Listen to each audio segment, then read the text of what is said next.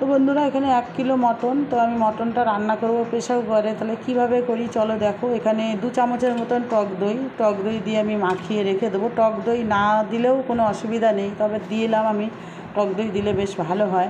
আর এদিকে 4টে পাকা লঙ্কা আর আদা রসুন আমি শিলে বেটে নেব। আজকে আমি শিলে বেটে রান্না করব, কারণ শিলে বেটে রান্না করাটা বেশি ভালো লাগে, খেতেও ভালো হয়। আর প্রেসার কুকারে দেবো জন্য আমি শিলেই বেটে নিচ্ছি।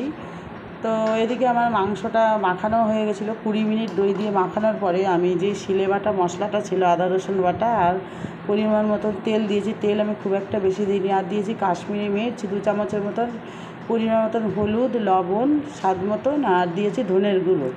তো জিরের গুঁড়ো আমি দিইনি। আর দিয়েছি সামান্য পরিমাণে একটু গরম মশলা গুঁড়ো দিয়ে আমি ভালো করে এটাকে মাখিয়ে নেব। মাখিয়ে ঢাকা দিয়ে রাখবো।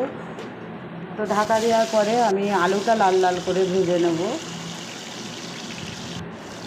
আর খাসির মাংসে আলু দিলে বেশি ভালো হয়।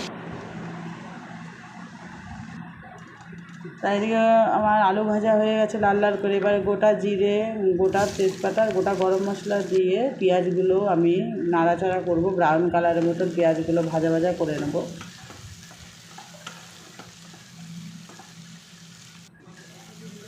তো পেঁয়াজ ভাজা হয়ে গেছে। এবার আমি যে মাংসটা মাখিয়ে রেখেছিলাম সেটা দিয়ে এখন আমি কষিয়ে নেব।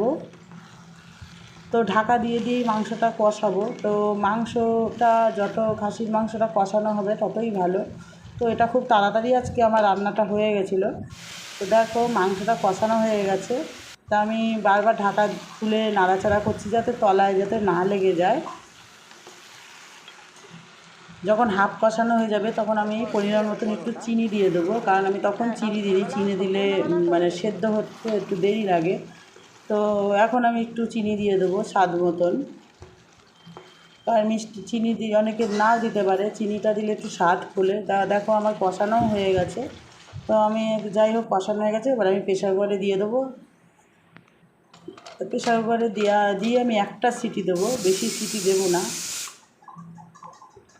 তো দেখো আমার হয়ে গেছে মাংস। তো এইভাবে খুব তাড়াতাড়ি চটপট রান্না হয়ে যায় প্রেসার কুকারে। কড়াইতে রান্নার মতনই হয়েছে। আর একটু গরম মশলার গুঁড়ো দিয়ে দিলাম, দিয়ে নাড়াচাড়া করে ঢেকে রাখবো। পরে আমরা পরিবেশন করব।